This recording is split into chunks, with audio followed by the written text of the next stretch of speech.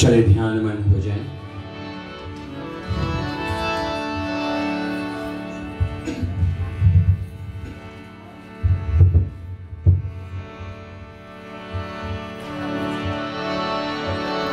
हरि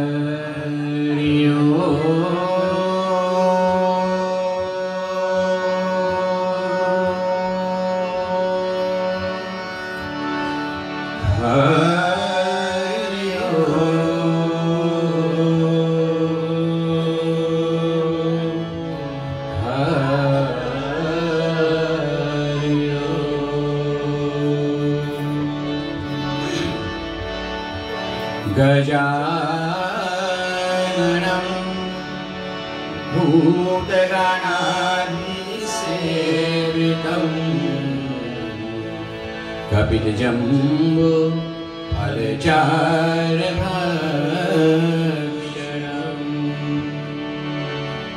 उमासुतं शोकविनाशकारणम् नमामि विघ्नेश्वर पादपङ्कजम्।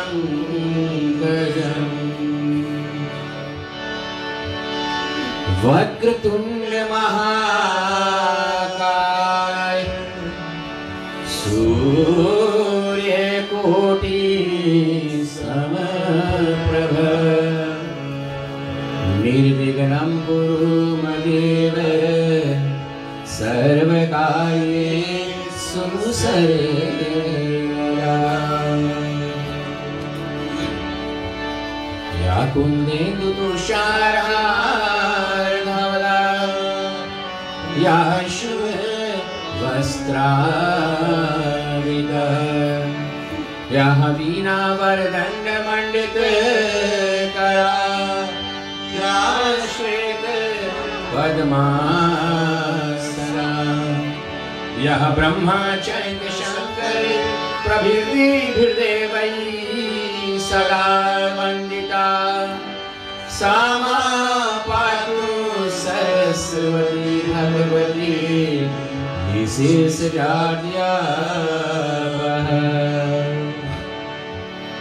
अतुलितबलधामं हेमशिलामदेहं धनुष्यवनकृशानुज्ञानिनां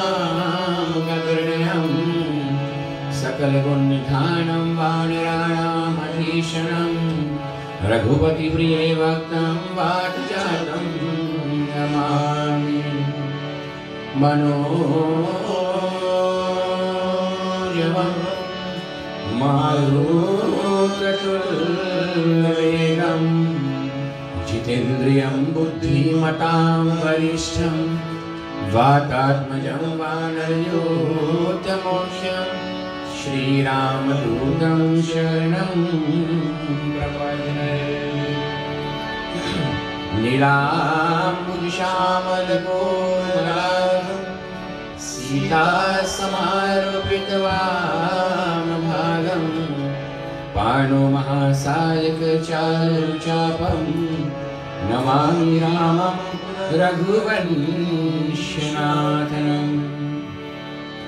कर्पूरगौरं करुणावतारं संसारसारं भुजगेन्द्रहारं सदा वसन्तं हृदयारविन्दे भवं भवानी सहितं नमामि।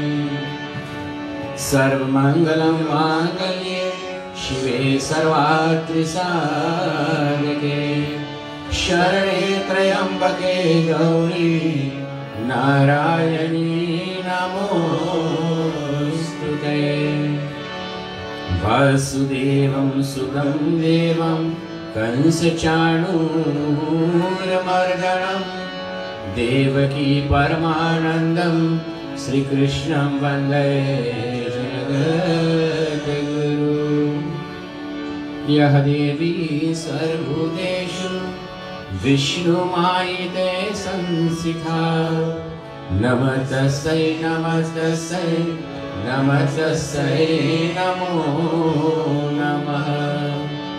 या देवी सर्वभूतेषु विद्यारूपेण संस्थिता नमस्तस्यै नमस्तस्यै नमस्तस्यै नमो नमः।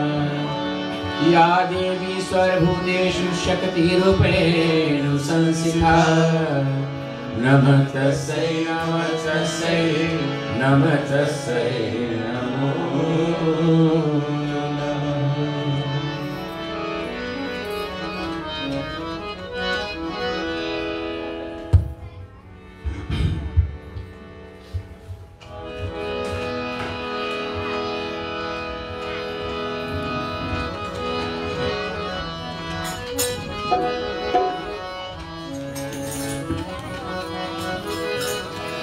गजानंद महाराज पधारो, पूजन की तैयारी है। गजानंद महाराज पधारो, पूजन की तैयारी है। गजानंद महाराज पधारो, पूजन की तैयारी है। गजानंद महाराज पधारो, पूजन की तैयारी है। आओ आओ देवा आओ, छाया दर्श की आरी है। गजानंद महाराज पधारो, पूजन की तैयारी है। गजानंद महाराज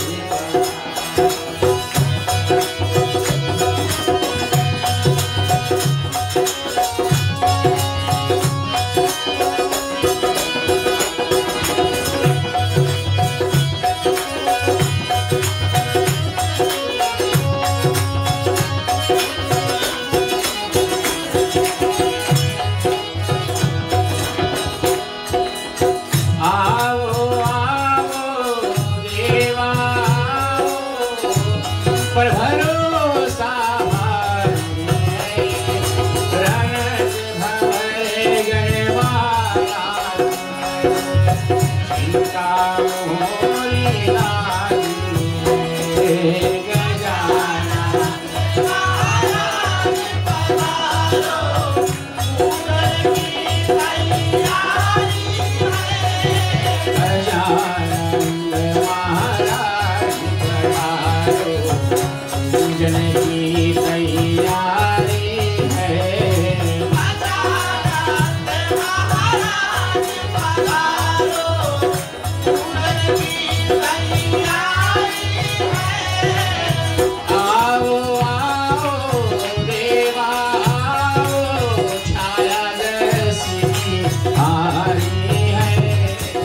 गजानंद महाराज पधारो, पूजन की तैयारी है। गजानंद महाराज पधारो।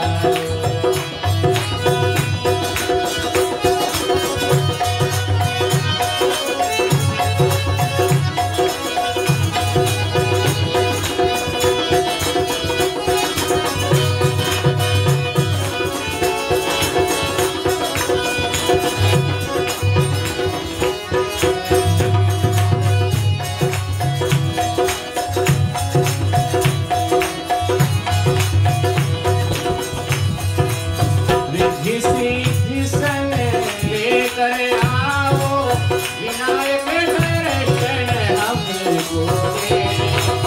भोग लगावा फूल चढ़ावा चरणों में। हो गजानंद तेरे हाथों में, अब तो लाज हमारी है। गजानंद महाराज पधारो, पूजन की तैयारी है। गजानंद महाराज पधारो, पूजन की तैयारी है।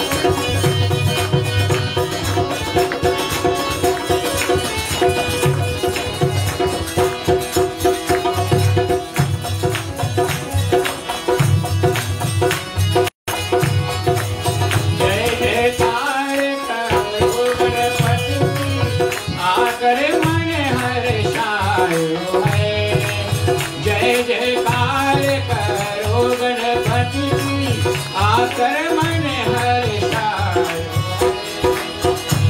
हो बरसेगा रस अब पूरन तेरी महिमा न्यारी है गजानन महाराज पधारो पूजन की तैयारी है गजानन महाराज पधारो पूजन की तैयारी है आओ आओ देवा आओ छाया दरस की मारी है गजानन महाराज पधारो पूजन की तैयारी है गजानन महाराज पधारो पूजन की तैयारी है गजानन महाराज पधारो पूजन की तैयारी है गजानन महाराज पधारो। प्रेम से बोलो गणपति महाराज की जय।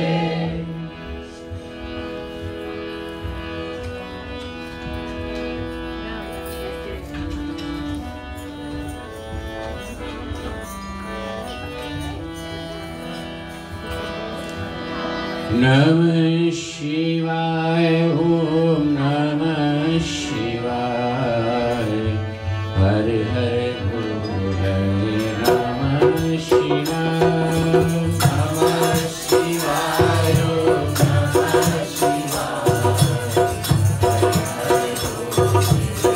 नमः शिवाय नमः शिवाय ओम नमः शिवाय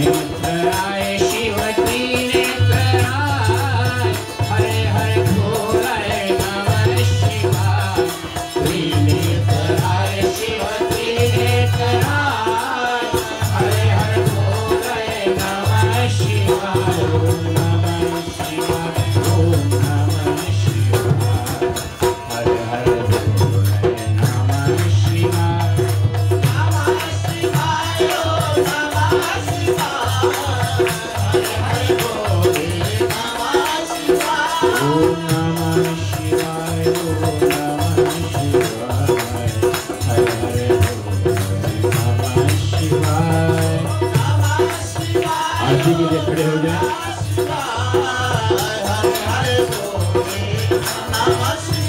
ओम नमः शिवाय, ओम नमः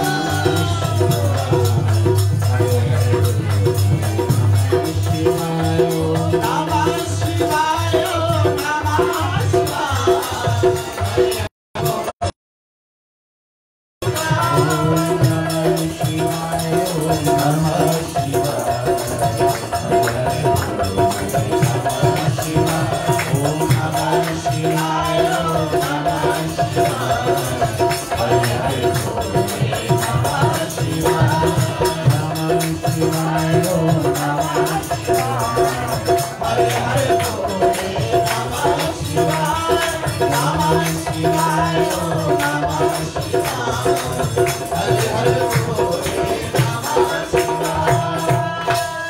प्रेम से बोलो जटाधारी त्रिशूलधारी भोलेनाथ भगवान की, दिगंबर नाथ की, हर हर महादेव।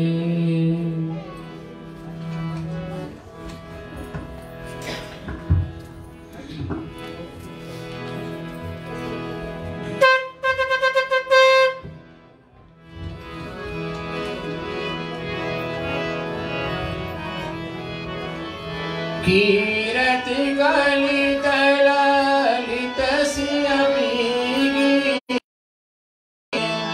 कीरत गलित ललित सियमीगी, आरती श्री रामाय,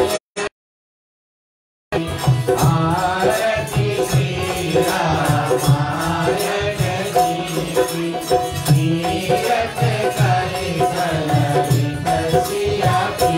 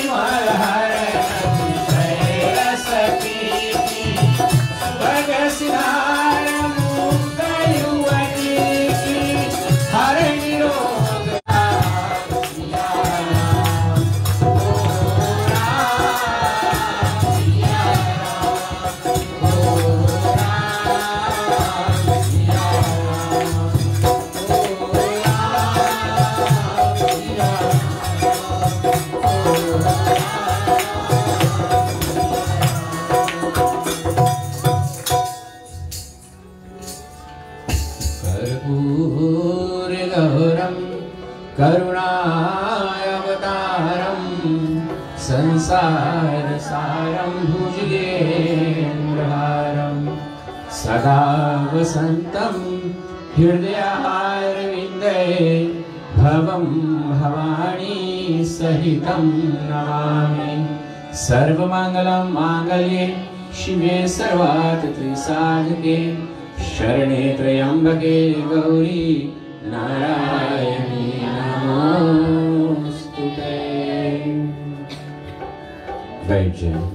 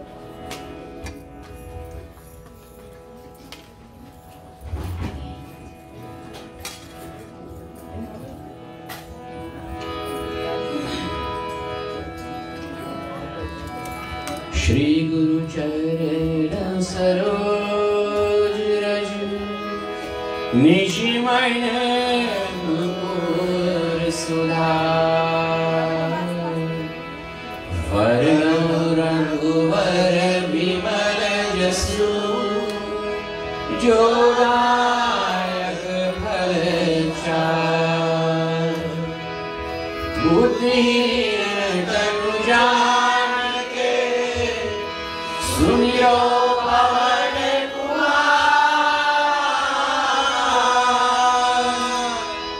बल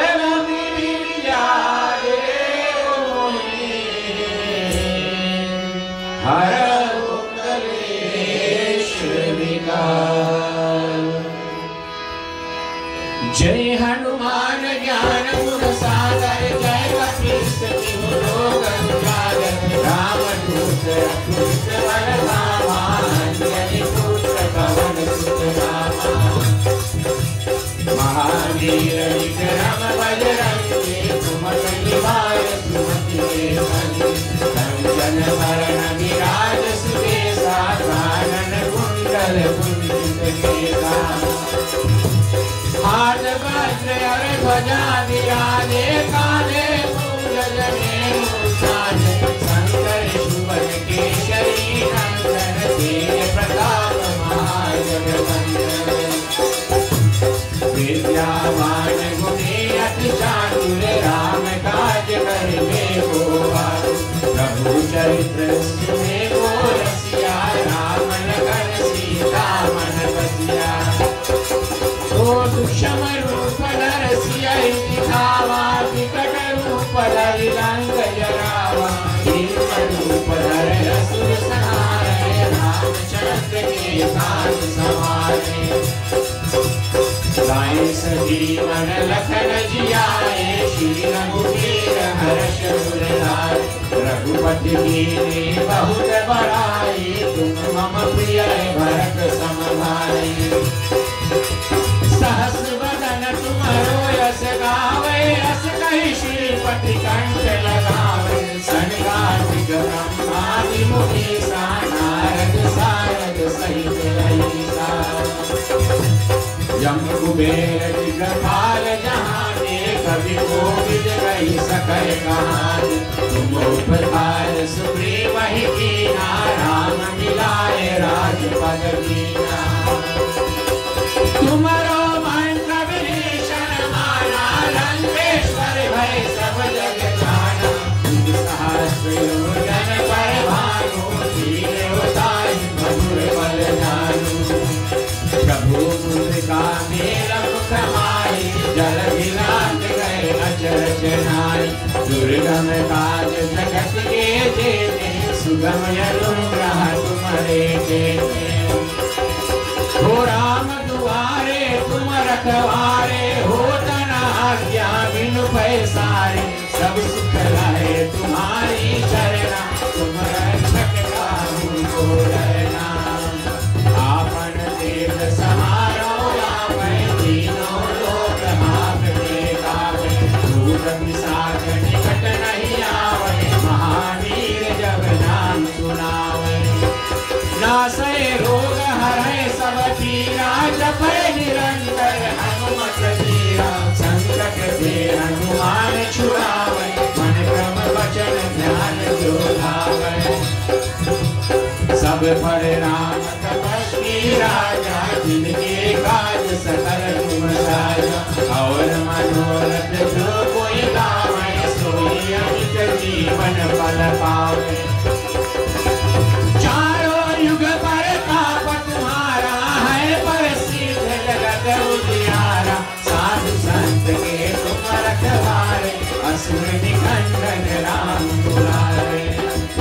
अष्ट सिद्धि नव निधि के दाता, असवर दीन जानकी माता।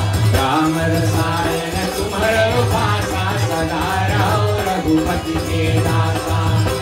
तुम्हारे भजन राम को पावै, जन्म जन्म के दुख बिसरावै।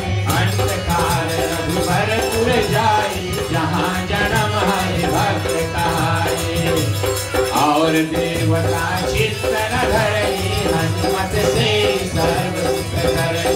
संकट कटै मिटै सब पीरा, जो सुमिरै हनुमत बल बीरा। जय जय जय हनुमान गोसाई, कृपा करहो गुरुदेव की नाई। जो शत बार पाठ कर कोई, छूटहि बंदी महासुख होई। जोया पढ़े हनुमान चालीसा, होए सिद्ध साधी गौरीसा।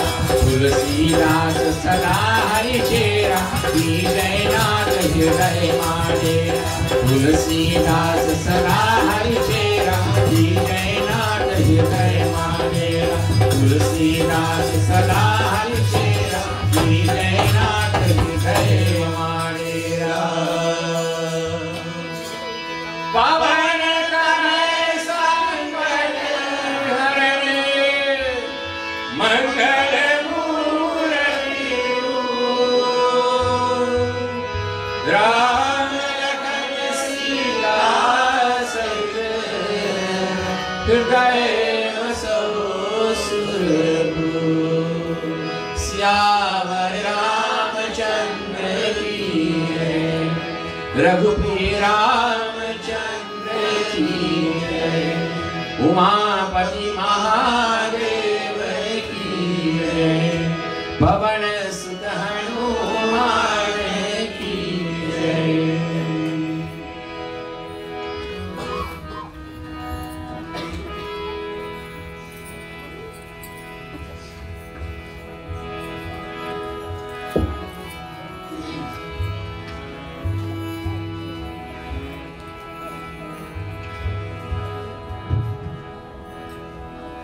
मंगल मूर्ति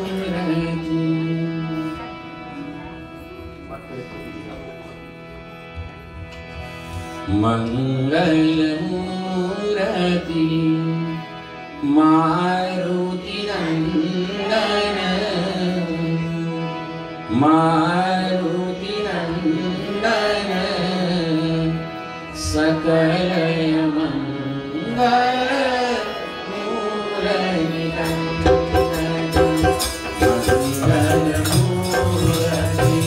मारुति नंदन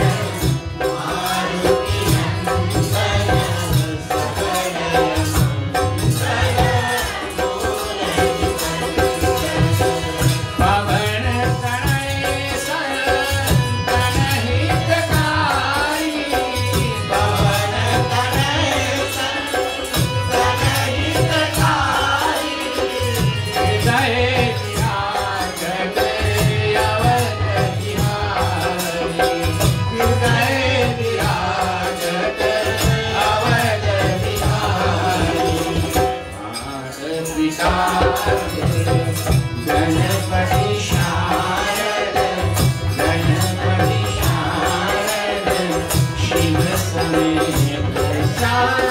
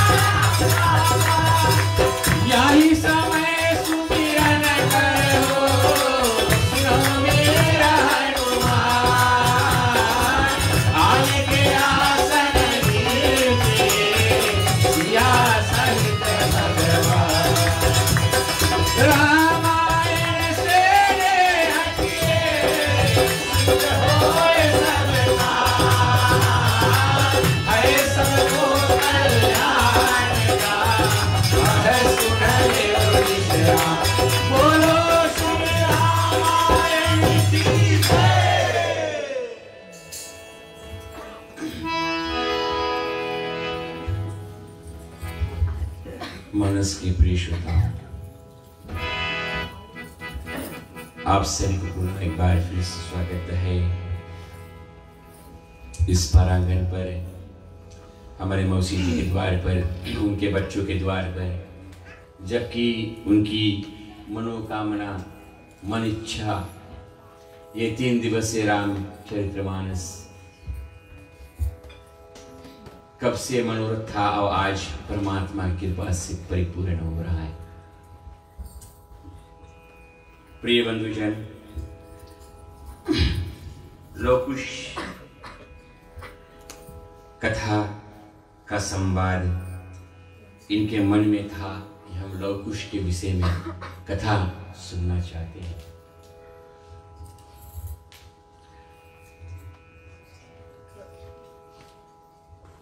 प्रश्न उठा वाल्मीकि जी से, तुलसीदास जी से कि आप ये महाकाव्य क्यों लिख रहे हैं? Why are you writing Ramayan? क्यों लिख रहे हैं? तो सरल सा जवाब यही था कि माना कि 1000 तीर्थें होंगे हमारी इस भूलोक में, 1000 तीर्थें होंगे, लेकिन रामायण का एक चौपाई श्रवण करने से, रामायण का एक चौपाई 1000 तीर्थों से भी ज्यादा माना। यही सरल जवाब था। अब तो सरल जवाब में आ गया एक चौपाई।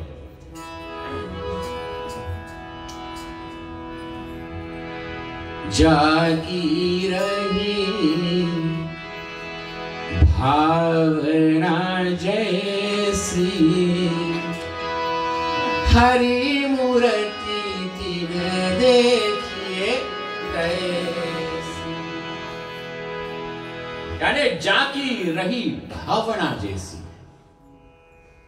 कथा कोई आयोजित कर सकता है और कितने तरस जाते हैं आयोजित करने के लिए, भाग नहीं मिलता है करने, टाइम नहीं मिलता उनको करने के लिए। समय मिलता तो परिवार नहीं जुड़ पाता है मिलने करने के लिए, कुछ ना कुछ बाधा उत्पन्न हो जाता है। कोशिश करते लेकिन हो नहीं पाता है। अर्थ की भाव जाकी रही भावना जैसी। हमारे धर्म में कहा गया है 33 कोट देवी देवता, 33 कोट यानी 33 करोड़ देवी देवता। तुमको एक नहीं अच्छा लगे दूसरा पकड़ लो, दूसरा नहीं अच्छा लगे तीसरा में चला जाओ, तीसरा नहीं, तुमको जौन वाला अच्छा लगे। भगवान ने बोले राम नाम एक वृक्ष है, शाखा फूटा 1000, 33 कोट है, कोई एक को अपनाओ तो सही। चूज वन, एक। पंडित जी को द्वारा बुलाया तो पंडित जी गणेश जी पहले संकल्प लेते, गणेश जी की पूजन, फिर जितने देवी देवताओं का पूजन करते हैं, जहां पर जितनी मूर्ति होती है, देवी देवता 7 देवी देवता 9 ग्रह इत्यादि का पूजन करा के संचित में तो, लेकिन 33 कोट देवी देवताओं एक, ताकि प्राणी हमारे सनातन जो संतान है वो भूले नहीं। कोई के नाम तो याद रहेगा। एक अध्यापक होता है 40 स्टूडेंट को पढ़ाता है तो 40 में से 40 का नाम नहीं, लेकिन एक के तो नाम याद आएगा, रामू या सामू तो याद आएगा, है ना? तो कोई याद आएगा।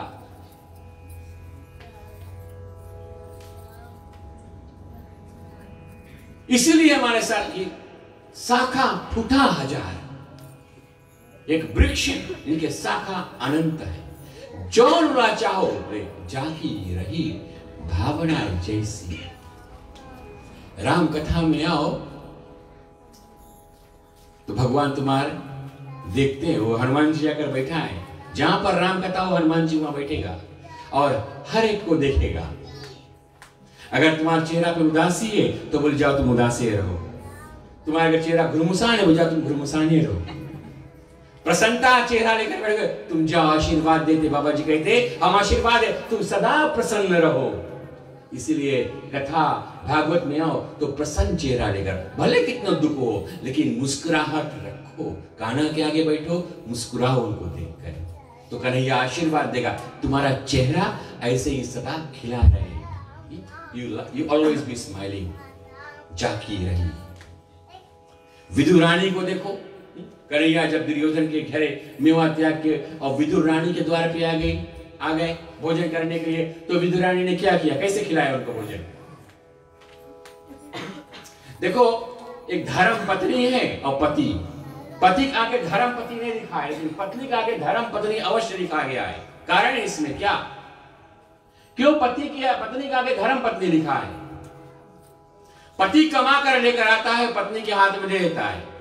पत्नी का काम है कि उसमें से घर का संचालन करे और कुछ धन निकाल कर धर्म की प्रतिदान करे। इसी नाम उसका नाम लिखा गया है धर्म पति। पति काम है कि you earn and give it to your wife. पत्नी के हाथ में अपना धन दर दो, वो धर्म पत्नी, धर्म की मार्ग पर चलाने वाली वो है पत्नी। उसके आगे लिखा गया धर्म पत्नी। कभी सुना धर्म पति कहीं लिखा है? कोई भी काव्य में, कोई पुराण, कोई शास्त्र में लिखा धर्मपति नहीं, लेकिन संतों ने लिखा है, व्यास मुनि ने लिखा है धर्म पत्नी। धर्म का डोर उनके हाथ में, जिधर चाहे उधर मोड़ेगी। मां कहती है हमारा लड़का बहुत चंचल था, बहुत बात करता था जब शादी नहीं हुआ, लेकिन जब से शादी हुआ बोलती है बंद हो गई।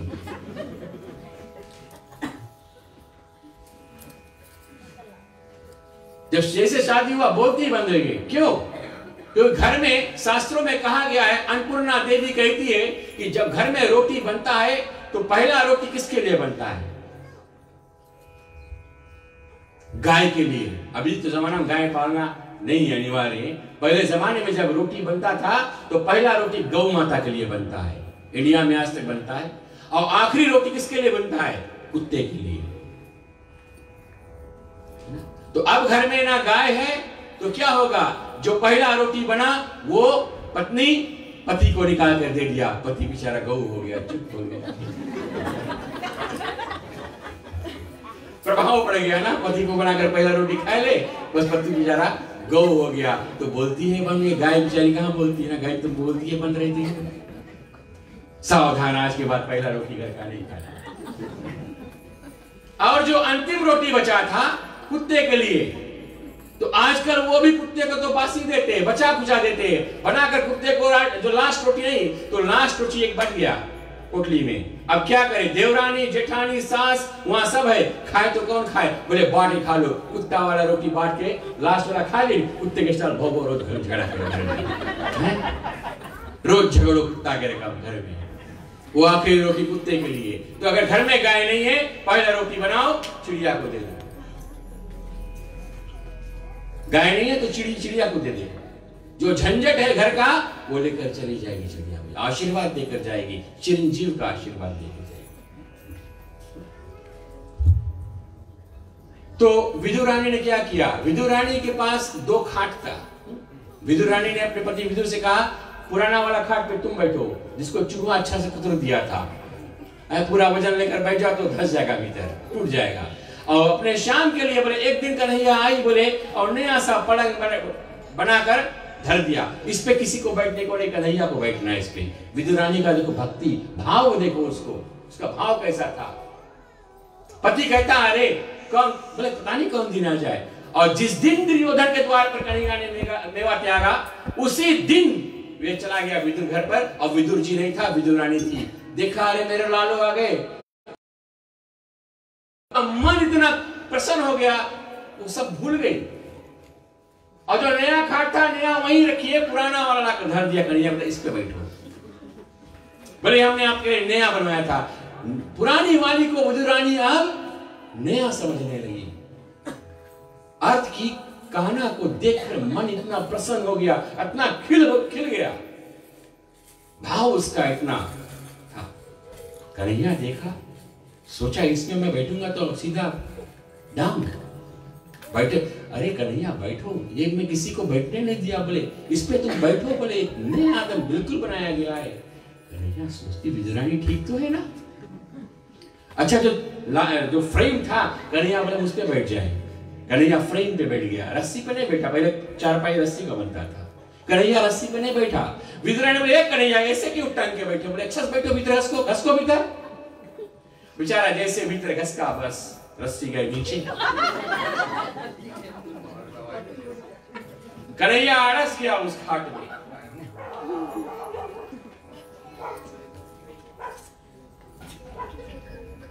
अब पैर ठगा उसका, अड़स गया। विदुरानी बोले अभी तू यहीं से है, ठीक है। बोले अच्छा है ना? कन्हैया कुछ कह नहीं पा रहा है। बोले अच्छा है ना? ठीक है। बोले भोजन लेकर आ रही, एक घोट केरा लेकर आई। बोले एक घोट केरा अभी और रखा हुआ है, एक पहले तुम खा लो। कन्हैया बोले ठीक है, केला लेके आई। बोले कर तो मती खराब हो गई, कुछ और एक पत्थर लेकर आया, पिता लड्डू समझ के खवाती हमको, पत्थर खा। वो ठीक है, केला लेकर आई। तो विदुरानी केला छीलती और भीतर का भाग नीचे बिकती और छिलका खवाती कन्हैया। बोले खा ले। बोले क्या? बोले नहीं, बोले ऐसे खिलाते, ये केला है? बोले हाँ यही केला है। द्वारका में नहीं खाते हो आप लोग? द्वारका में क्या खाते हो? कन्हैया भाई द्वारका में हम वो नीचे वाला खाते, ये वाला नहीं खाते। नहीं नहीं तुम मछली छोड़ दियो। बोले वो तो बेकार चीज है, ये खाओ। बोले भाव देखना, 2 दर्जन ऐसे ही छिलका कन्हैया को खिला दिया। कन्हैया बोले सब हमें खिला दो, तुम लोग क्या, तो आप लोग क्या खाओगे? विदुर जी आगे क्या खाएंगे? बोले जो नीचे गिरा है हम वो खाएंगे। अच्छा से पूर्ण अर्थ समझना। कभी कभी हमारे द्वार पे मेहमान जब आते हैं ना, तो जो अच्छा वस्तु हम निकाल कर धर लेते हैं, चले जाएंगे हम बाद में खाएंगे, और जो वैसे माला है पकड़ा। लेकिन विदुरानी का भाव क्या है कि जो नीचे गिरा हुआ है हम उसको उठाकर खा लेंगे कन्हैया, क्योंकि तुम हमारे घर पर मेहमान हो, हम पहले आपको अपने हाथ से खिलाएंगे। तो भाव, यह भाव, कन्हैया भाव के भूखे। भाव में कन्हैया ऐसे खाट पर बैठ गया, भाव में कन्हैया पूरा 2 दर्जन छिलका खा गया। प्रिय बंधुजन, ये परमात्मा जाकी रही भावना जैसी, प्रभु मूर्ति ने देखी जैसी। तो लवकुश कांड की कथा, कल सीता मैया का त्याग हुआ, वो भी गर्भावस्था में, वहीं पर विराम था। लक्ष्मण लौट कर गए अयोध्या। लक्ष्मण जी जब जाकर समाचार अयोध्या में मंदिर में गया, शिव मंदिर में जाकर बैठा। लक्ष्मण के रथ अयोध्या जब आए, सब दौड़ कर आए देखने के लिए, लेकिन रथ में सीता नहीं दिखी। केकई, सुमित्रा, कौशल्या निर्णय किया प्रभु श्री राम से कि प्रभु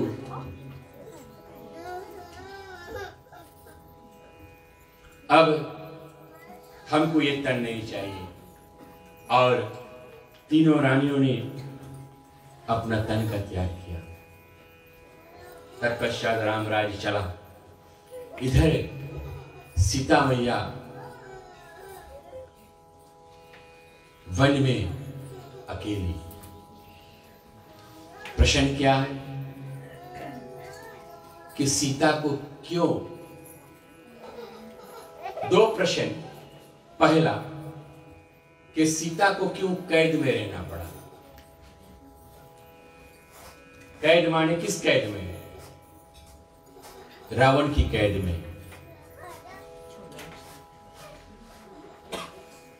रावण की कैद में सीता को क्यों रहना पड़ा?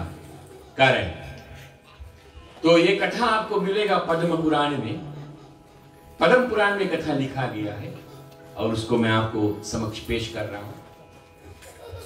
एक समय की बात है, सीता अपने सहेलियों के साथ खेल रही थी बगीचा में। सीता अपने सहेलियों के साथ बगीचा में खेल रही थी, तो 2 पंछी जोड़े में तोते थे, पति और पत्नी जोड़े में थे। तो उन्होंने जब सीता को देखा, जब सुमुखी को देखा, सीता का स्वरूप को देखा, तो चिड़िया जो है वो भविष्य काल बताने वाली है।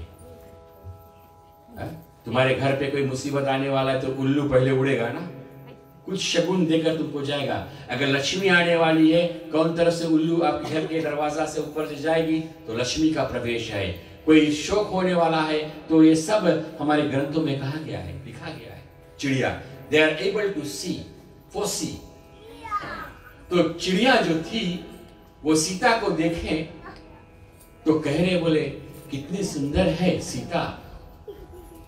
और इनके तो त्रिलोक के जो स्वामी हैं, त्रिलोक के जो नाथ है, स्वयं श्री राम जो इस समय अयोध्या में अवतार ले चुके हैं, विष्णु स्वरूप है, विष्णु के अवतार है, और इनके साथ शुभ विवाह संस्कार होगा। शुभ विवाह संस्कार इनके साथ होगा। सीता सुन रही है, अच्छा सीता का मन तो खिल रहा है, और बड़ा धूमधाम से शादी होगा। 15 दिन पहले बारात आ जाएगा, फिर 1 महीना बाद बारात लौटेगा। ऐसी धूमधाम की शादी जो आज भूमि में नहीं हुआ लेकिन होगा मिथिला नगर में।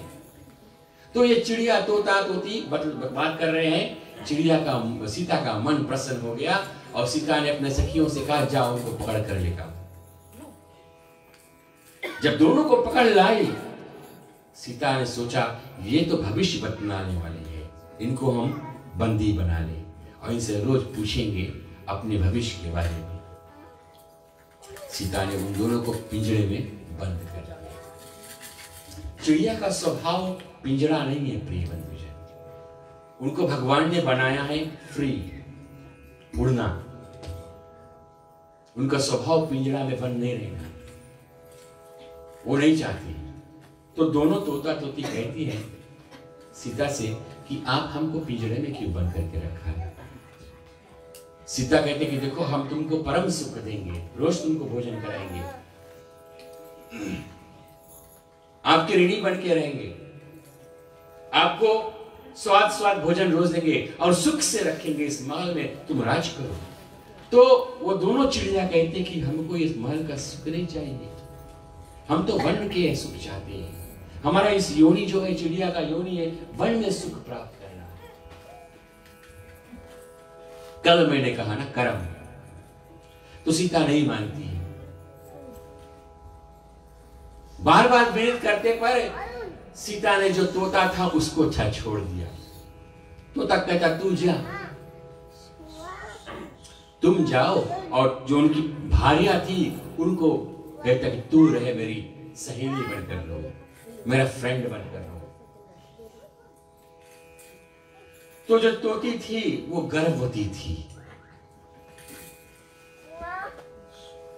और वो सीता से कह रही कि सीता मैं आपका सहेली अवश्य बनकर रहूंगी, एक बार मुझे इस पिंजरे से बाहर कर और मैं जाकर अपने बच्चों को जन्म दे आऊं। गर्भावस्था में हूं, मैं अपने बच्चों को जन्म दे आऊं और पुनः मैं आकर आपके राज्य में आपके सहेली बनकर रहूंगी। उनका पति देव वहां खड़ा है, वो भी अनुरोध कर रहा है, लेकिन सीता नहीं मानती है। भाई तू जा, तुमको जन्म देना है तो यहीं पर दे। नहीं मानती है, और तत्पश्चात ऐसे बिलक बिलक कर उस तोती ने अपना जान ही दे दिया अपने पति के बिछोह में। अपने पति के बिछोह में उस तोती ने अपना जान दे दिया। ये है सच्चा प्रेम, पति वियोग में पत्नी प्राण दे दे। ये है सच्चा प्रेम। आजकल नहीं होगा, अब होना भी नहीं चाहिए।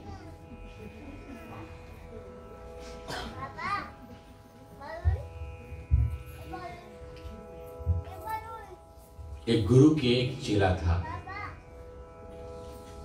तो चेला अपने गुरु से पूछता है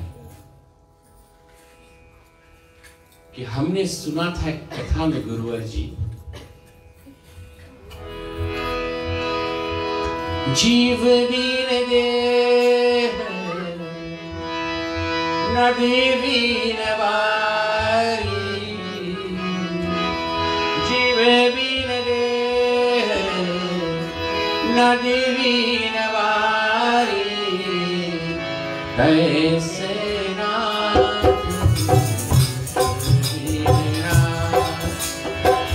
तैसे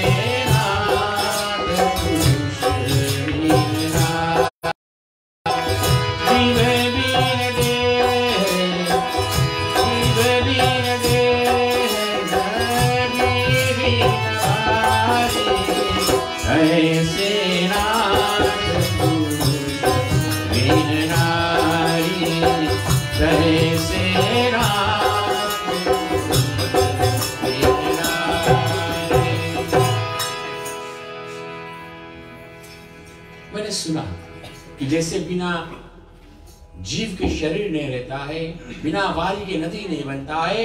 कथा में आया था कि बिना पुरुष की नारी नहीं रहती है। तो गुरु ने सोचा चलो चेला को हम इनका आज भाग्य खोल दें, इनका ज्ञान सही मार्ग पे कर दें। बात ठीक है, अगर पति सीता राम जैसा हो, पत्नी सीता जैसा हो तो बात सही है। तो ज्ञान स्वरूप कहता, बोले एक सेठ था, सेठ के पत्नी, पुत्र, बहू, पोता। तो एक दिन एक संत जी उनके द्वार पर आया। देखो संत का आगमन नहीं होता हमारे जीवन में ना, लेकिन जब होता है तो समझ लो कि इट्स आपको हीरा मिल गया। अब मोहि भा भरोसा हनुमंता बिनु हरि कृपा मिले नहीं संता। भगवान की कृपा हो तब हमारे जीवन में ब्राह्मण, विप्र, संतों का दर्शन होता। अगर कृपा हो तब, कृपा नहीं हो तो नहीं होगा। तो संत जी आए, संत जी सेठ से वार्तालाप हुआ, बैठाए संत को, सुंदर आसन दिए, पूजन पाठ किया, संत का आदर किया। तत्पश्चात संत जी सेठ महाराज से पूछे, बोले जीवन के नैया, बोले आसक्ति जीवन में कब आता है? कि जब बुढ़ापा की ओर लोग जाते तब जीवन में आसक्ति आता है ज्यादा, मोह माया आता है ज्यादा। तब जो माई बाप होते, बूढ़े होते हैं, तब उनको अपने बच्चों पर ज्यादा प्यार आता है। उस समय मेरा बेटा, मेरी बेटी, मेरी बहू रानी, मेरी बेटी, मेरा पोता, मेरा नाती इत्यादि, उन पर ज्यादा आसक्ति, मोह आने लगता है, दया आने लगता है। कहे जब जवान था, उस समय जवानी था तो उसमें भाग दौड़ था, यहाँ जाओ वहां जाओ, कमाओ इत्यादि, समाज में बैठो तो उठे समय नहीं था। लेकिन जब बुढ़ापा आने लगता, आसक्ति आने लगता, तब उस समय ख्याल हुए कि उनके बालापन हमने नहीं देखा, उनके हम बाल लीला नहीं देखे, तो उस समय दया आता है। तो आसक्ति बुढ़ापे में ज्यादा आता है। तो सेठ से ऐसा ही प्रश्न हुआ। बोले सेठ से पूछा, तो सेठ कहते कि देखो हमारे परिवार हमसे बहुत प्रेम करते हैं, हमारी पत्नी, हमारी बच्चे, हमारा बेटा, हमारा पोता, हमारी बहुरानी, सब। अगर कल मेरा प्राण चला गया, अपने सब अपना प्राण छोड़ देंगे। इतना प्रेम करते हैं मुझसे कि सब भी हमारे बिना नहीं रह पाएंगे कोई, ये हमसे इतना प्रेम करते हैं। संत कहता आपको वाक्य मालूम, आप 100% श्योर हो? पर चलो हमारे पास एक जल है, हम आपको एक जल पिलाएंगे, कुछ देर में मूर्छित हो जाओगे। हम वैद्य को बुलाएंगे, वैद्य आकर बताएं कि आप मर गए। कुछ देर के लिए आप ऐसे समझो कि आप मर गए। देखते हैं तो ठीक, चलो ये परीक्षा हो जाए। ऐसा ही हुआ, जल पिया, थोड़ा चक्कर आया, गिरा, वैद्य को बुलाया, वैद्य ने घोषित कर दिया कि ये तो मर गया। अब पत्नी आई, दौड़ी दौड़ी आई, पति मर गया, छाती पीट पीट कर रो रही है। हमारे पति चलाएंगे, तुमको भी तो जाना चाहिए। जन्म जन्म का साथ है हमारा तुम्हारा, अगर न मिलते इस जीवन में लेते जन्म दोबारा। जन्म जन्म का कूटा पकड़ लिया, पति बोले जन्म जन्म का साथ है, नहीं मिलोगे इस जन्म में, दूसरा जन्म देगा। जवानी का जोश कुछ ऐसा होता है।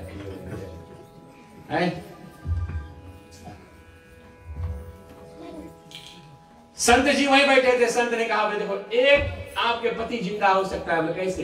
बोले ये जल आप पी लो, आप मर जाओगे, पति जिंदा हो जाएगा। तो रो रही थी, छाती पीट पीट कर रो रही थी कि हमारे पति बिना हमारा जीवन चली कैसे, स्वामी हमको तो साथ मरना था। तो इधर तो संत जी जल दे रहा, पी लो तुम भी मर जाओगे और पति जिंदा हो जाएगा।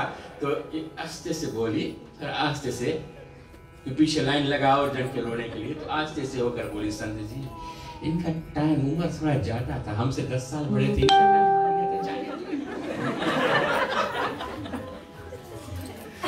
ये तो उम्र में हमसे ज्यादा था, तो भगवान की कृपा में तो पहले जाएगा ना। बेटा आया रोते रोते, पप्पा आए, पप्पा मर चला गया, पप्पा हमें कहने साथ लगे तो बिना बताए। संत ने कहा देखो इतना प्यार पप्पा से, ये वाला जल तुम पी लो और पप्पा जिंदा हो जाएगा, तुम मर जाओगे। पीछे से बहू रानी दौड़ती, तुम पगला गए, पागल लगे का, पीछे से हट के, जोर से नहीं बोले बट से खींची और थोड़ा चकोटी काटी ना, वो टाइम समझ जाओ पत्नी का क्या चाहती है। वो एक भाषा है पति पत्नी का, जब चकोटी काटते हैं, समझ जाओ, होशियार, यहीं पे रुक जाओ। तो किसी का साथ कोई नहीं, ना कोई आया है, ना कोई किसी के साथ में आया है, ना कोई, ये तो मोह माया है। और मोह माया अच्छी बात है, चेहरा रोज रहेगा, लेकिन दुख करना ठीक है, कोई मर जाए दुख करना ठीक है, लेकिन ज्ञान संत का कहना यह है कि दुख में रहो मत, दुख से निकलो। इसीलिए लोग प्रश्न करते हैं कि कोई मर जाता है क्यों वहां गीता पाठ होता है। बोले गीता नहीं होना चाहिए तो क्या होना चाहिए, डिस्को डांस होना चाहिए।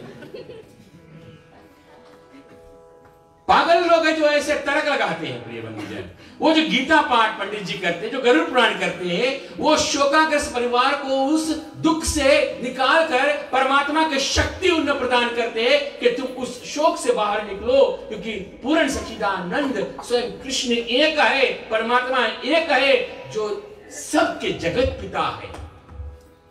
तुम अकेले नहीं हो संसार में, अगर मां बाप चले गए, पति चला गया, लेकिन जगत पति तो है, जगत पिता तो है। कौन है? श्री राम, श्री कृष्ण। आज सीता मैया वन में अगर अकेली है, भले अयोध्या का राज चला गया, संपूर्ण 4 देवर जितने थे कोई नहीं है, सास कोई नहीं है, ससुर में भी नहीं है। आज सीता वन में अकेली है, सोचती है, लेकिन निराश नहीं हुई। क्यों? क्योंकि वो जानते हैं कि जगत पिता तो है हमारे साथ।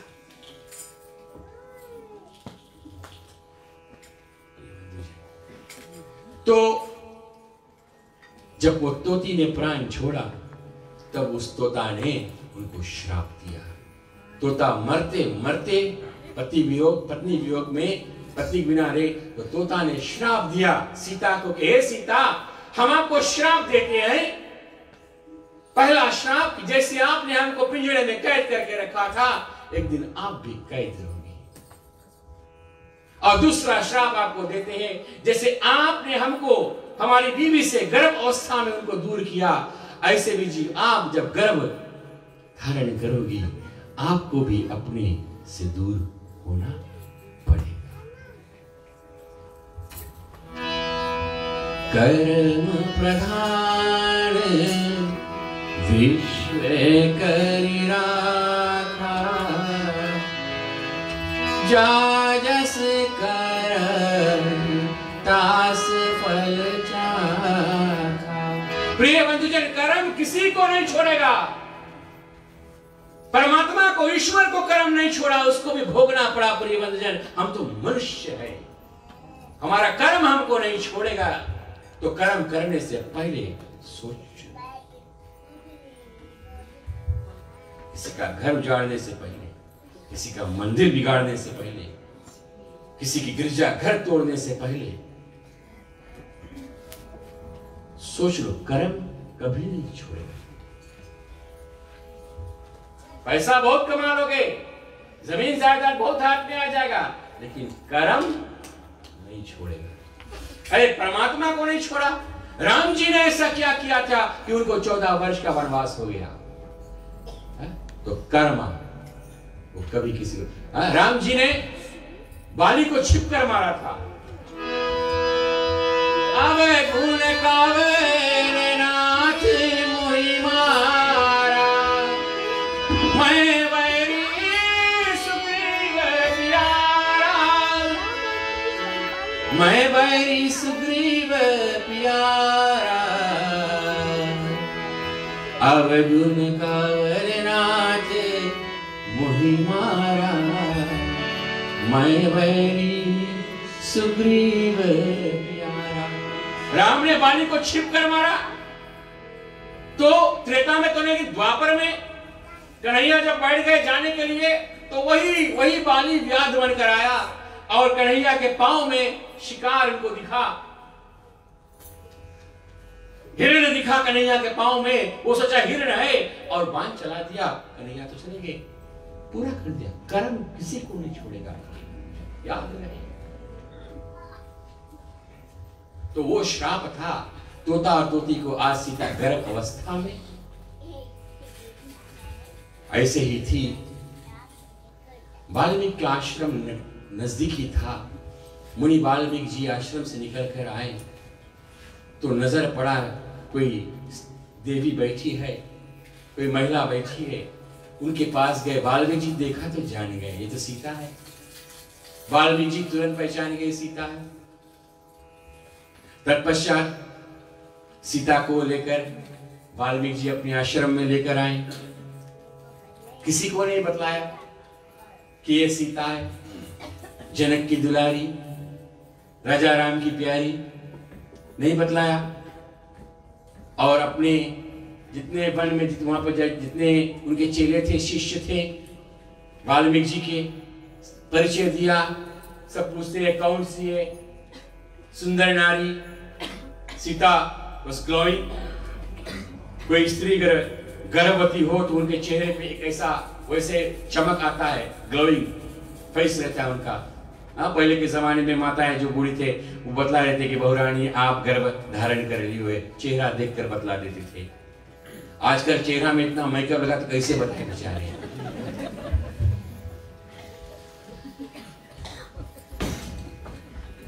अब फुल टाइम गर्भवती तो रह नहीं सके ना। क्या बात। गंधारी सुने हो कथा में गंधारी के बारे में? गंधारी को अपने त्वचा से बहुत प्रेम था। गंधारी किसके पत्नी थी? धृतराष्ट्र की, कौरवों की माता थी गंधारी। कौरव पांडु के नाम सुने हो? हाँ,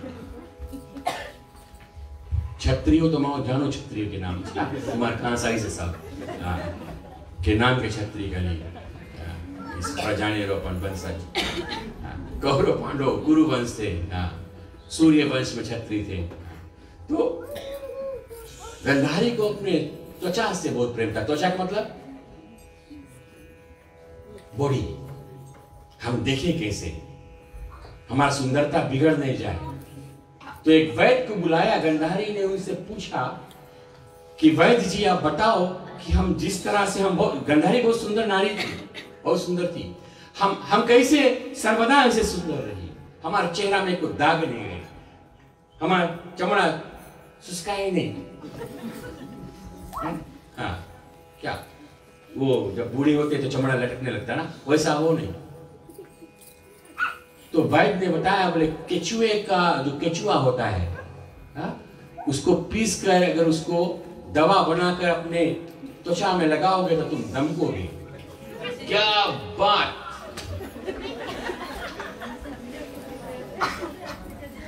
100 केचुओं को मंगाया गंधारी ने। सुनिए अच्छा से कथा।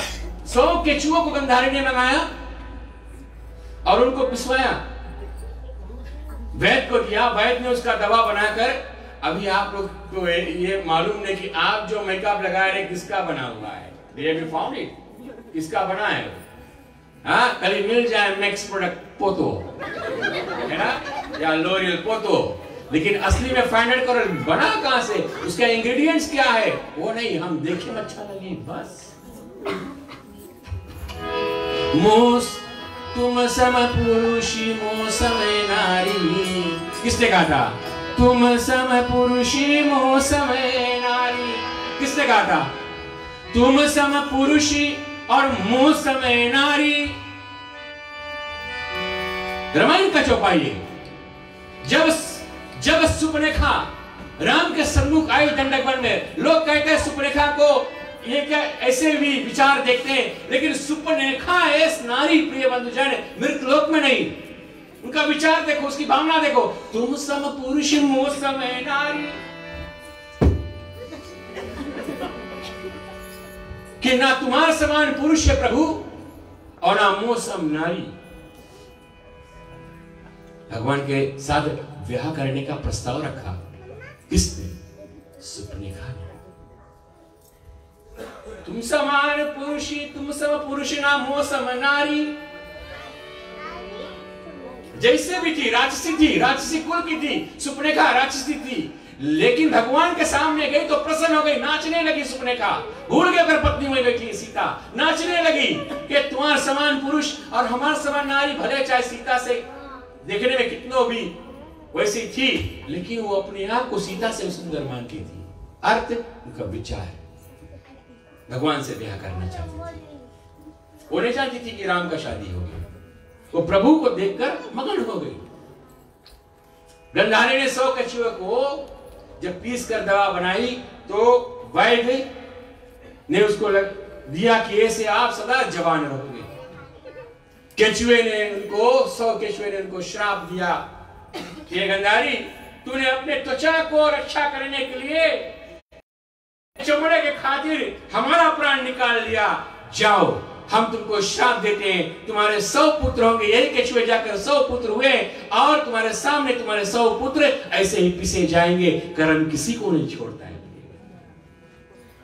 वही 100 पुत्र कौरव हुए केचुए, 100 पुत्र गंधारी केचुए जो थे पुत्र हुए, और उन्हीं के सामने 100 पुत्र का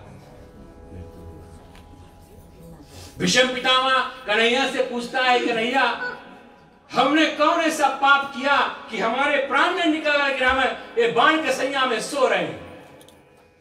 कौन ऐसा? बल जितना एकादशी व्रत कन्हैया हमने किया होगा, जितना एकादशी व्रत, ब्रह्मचार्य व्रत, कौन सा व्रत, जितना भगवान का माला का जाप भार्गव वंशी कहता है, भीष्म पितामह कहता मैंने किया अपने जीवन में। तो कन्हैया कहता तुमको तो दिव्य दृष्टि है, तुम अपने दिव्य दृष्टि से 100 योनि पीछे देख लो। और जब 100 योनि पीछे ताका भीष्म पितामह ने, तो भी उनको कोई ऐसा पाप नहीं दिखा कि जिस ऐसा पाप मैंने किया कि आज मुझे बाण के सैया में सोना पड़ रहा है। तो कन्हैया कहता हे भीष्म, यही तुम्हारा हमारे में इतना फर्क है, तुम के लिए 100 वर्ष पीछे, 100 योनि पीछे देख सकते हो, और मैं तो तुम्हारा अजन्मा, जब जन्म नहीं हुआ था उससे पहले देख सकता हूं मैं। कृष्ण कहता है, और अजन्मा उस समय मैं बतला रहा हूं, तुम पहले कहीं राजा थे, मार्ग में जा रहे थे और एक सर्प आपका मार्ग नाग रहा था, आपने सैनिकों को आज्ञा दिया कि सर्प उठाकर बगली फेंक दो, तो सैनिकों ने सर्प उठाकर फेंका, जहां फेंका वहां नींबू का पेड़ था जिनमें अनंत कांटे लगे हुए थे, और सर्प जाकर उस कांटे में फंस गए, बेचारा तड़प रहा था, प्राण नहीं निकल रहा था, रुधिर निकल रहा था, लेकिन फिर भी आपने कुछ नहीं किया और वो सर्प उसी कांटे में फंसकर तड़प तड़प कर मर गया। आज ही वही सर्प एक एक बाण अर्जुन के धनुष में बनकर है, और वही सर्प वो बाण बनकर आज तुम्हारे सब अंदर घुसा हुआ है। वो अपना कर्म तुमको आज देखो, तुम बाण के संयम पड़े हो, कर्म किसी को नहीं छोड़ता।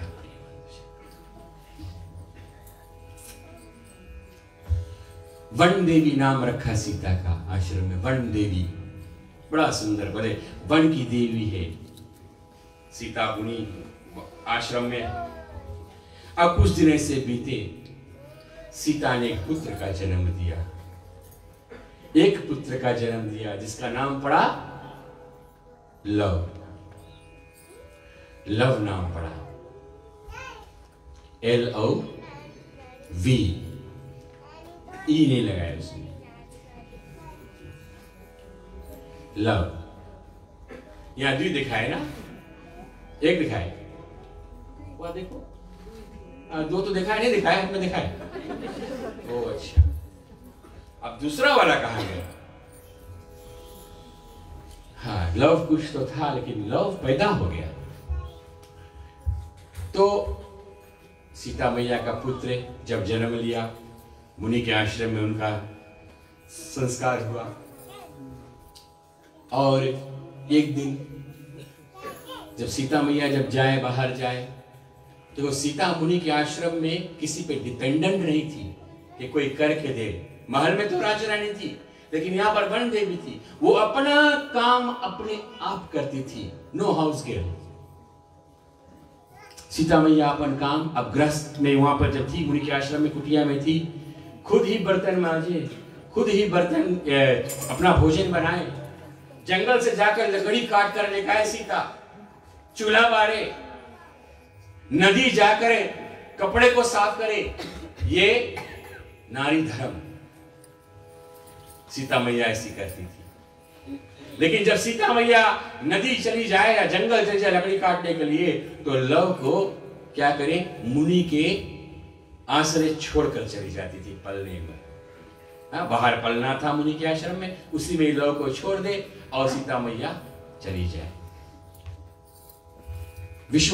वाल्मीकि जी तो मुनि है, कोई ना कोई उनके द्वार पर आते जाते रहता है, व्यस्त रहता है।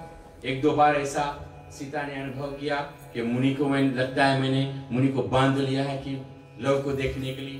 तो एक दिवस क्या हुआ, लव को लेकर अपने साथ चली गई कपड़ा धोने के लिए नदी में।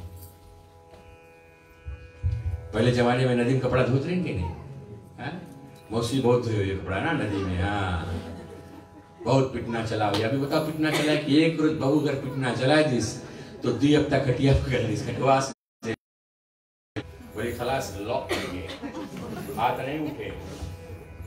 क्योंकि अभी तो वॉशिंग मशीन में छोड़ दो, सब सहज है।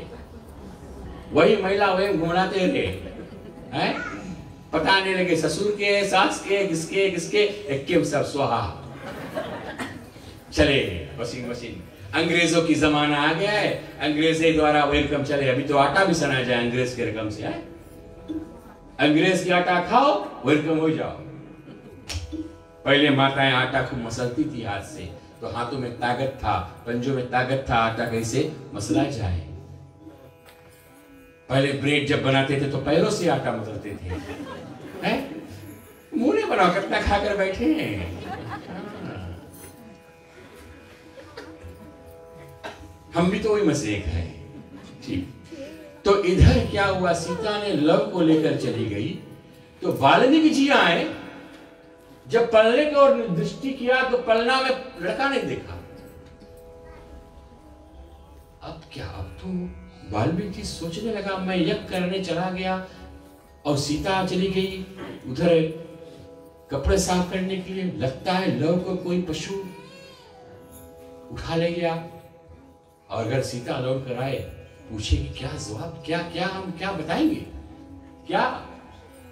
तो मुनि उस समय क्या किया, अपने तपोबल शक्ति से मुनि ने एक कुश था वहां पर, कुश को उखाड़ा और उसी कुश को पुत्र के रूप में बनाकर दूसरा लव प्रकट कर दिया और पल्ले में सुला दिया। जो का त्यो ट्विंस था, ट्विंस हो गए, देखने में तुम नहीं बता पाओगे। तो दूसरा लो प्रकट कर दिया। अब देखो मुनि को संतुष्ट आ गया कि दूसरा मैंने लो रिप्लेसमेंट कर दिया है? सीता आएगी उधर, सीता मैया कपड़ा धोकर आ रही है, एक हाथ में कपड़ा और एक हाथ में लो को लेकर आ रही है। अब मुनि जी लो को पलना झुला रहे हैं। सीता मैया देखिए, मुनि जी किसको पलना, लो तो हमारे पास है, लगता खाली पलना झुला रहे हैं। नजदीक आया तो सीता मैया देखती है लो वहां हाथ पलने में पड़ा और एक लो हाथ में। सीता मैया तो आदि शक्ति, वो भी जान गई क्या क्या हुआ। मुनि जी को ताका सीता मैया ने, पूरा भेद समझ गई। और तब मुनिवर देखा सीता घाट में तो लव है, और तब ये बात को तुलसीदास जी और वाल्मीकि जी यहीं पर गुप्त कर दिया। ये बात को यहीं पर कह दिया कि आज के बाद राम जी का एक नहीं 2 संतान, एक सीता के जो हाथ में वो तो लव है, इसका नाम मैंने लव रखा था, लेकिन आज से मैंने इनको कुश से प्रकट किया, इनका नाम कुश कर दिया। और राम जी के 2 पुत्र हो गए, लव और कुश। राम जी का गुरुकुल कहाँ बीता? राम जी जब पैदा हुए थे चारों भैया, तो उनको गुरु शिक्षा किसने दिया था? गुरु वशिष्ठ ने ना। कहां पर? राजमहल में। गुरु ग्रह पढ़ने गए रघुराई, अल्प काल विद्या सब पाई। पहले के जमाने में राजाओं के जब लड़के जब योग्य बन जाते पढ़ने के लिए, तो गुरुकुल में भेज देते, चाहे गुरुकुल में पढ़ो। तो गुरु ग्रह पढ़ने गए रघुराई, अल्पकाल विद्या सब पाई। थोड़े दिन में सब विद्या पा गए। राम लक्ष्मण भरत शत्रुघ्न, स्वयं राम जी महल में बैठकर विद्या पाठ किए, लेकिन उनके बच्चों 2 पुत्र लव कुश विद्या का पाठ वन में मुनि के आश्रम में हुआ। वाल्मीकि जी लव कुश को शस्त्रों का ज्ञान, अस्त्रों का ज्ञान सब सिखाया। माता सीता लव कुश को रोज रामायण सुनाती। आजकल माताएं रामायण सुनाती है अपने बच्चों को। फोन में कार्टून डाउनलोड कर दो, कौन वाला डाउन कर दो, अपने बैठे रहो टीवी सीरियल ताके, बेटी बेटा कौन सी लाइक फोन दिखा रहे, उसमें चले कौन चले, जो कुछ चले चल रहा है। थोड़ा बच्चा जब 5 वर्ष के बड़ा हो जाए, 6 वर्ष के, सुंदर सुंदर ज्ञान रामायण फिल्म इत्यादि वो है, वो दिखाओ। हाँ अभी तो अच्छा है, अगर उसमें हनुमान जी का कार्टून दो जो वो चले, अच्छा है। बाल कृष्ण चल रहा वो अच्छा है, वो तो सब ठीक है। वो वाला प्रोग्राम डाउनलोड कर लो फोन में तो ठीक है। धूम धड़का मत दिखाना, नहीं तो जोन धूम धड़का करी फिर पछताइयो। हाँ कोई ना कहे हम पर ना बीती, सब पर बीती। हाँ तो इस प्रकार से लव कुश कुछ बड़े हुए, सयाने हुए और अपने माता को हेल्प करे रोज। माँ जाए वन में लकड़ी काटे, पीछे पीछे 2 छोटे छोटे चले जाए माँ के सामने। हाँ माँ बोझा बनाए घर दे। बोझा जानते हो क्या है? हमारे भाई हमसे बहुत हम लोग से बोझा उठाई से। हाँ नवरिया पहाड़ पे चली जाए, पहाड़ पे लकड़ी काटे, हम लोग चले जाए, बोझा बनाए थे लकड़ी के, बोझा है ना, बांध दो, लकड़ी काटो तो फिर बौर जो थे बौर से बांधो उसको, उठाकर मुड़ पे धर लो, कांधे पे धर लो, इसको बोझा कहते थे। लाद के लेकर आओ लकड़ी, तो हफ्ता भर के खाना चूल्हा में बने। अभी तो सब गैस पे पके, तब गैस टैक्टिक्स हो गए। पहले चूल्हा खाना दाल बनता रहा, से प्रॉब्लम नहीं था। तो लव कुश भी देखो, ये सब हमारे रामायण में लिखा है। लव कुश भी जाए अपने माई के साथ में, गाय दुए तो लव कुश पहुंच जाए मैया के साथ। गाय को कैसे दुआ जाए देख रहे, एक ठन वो पकड़ ले धोने के लिए माई के साथ अपने सीता मैया के काम में अपना हाथ बटावे। लव कुश खाने को जब बैठ जाए तो पहले राम जी को प्रभु को याद कराएं और तब भोजन। तो ऐसे माता सीता ने ऐसे सुंदर सुंदर संस्कार लव कुश को, और राम चरित्र जो था, संपूर्ण जो रामचरित्र था, वाल्मीकि महाराज ने लव कुश को पूर्ण रामायण सिखाया, जिसका गान स्वयं लव कुश ने जाकर अयोध्या में किया है। राम कथा स्वयं गान किया। ऐसे कुछ दिन बीता प्रिय बंधुजन। अयोध्या में राम जी राज चल रहा है अयोध्या का।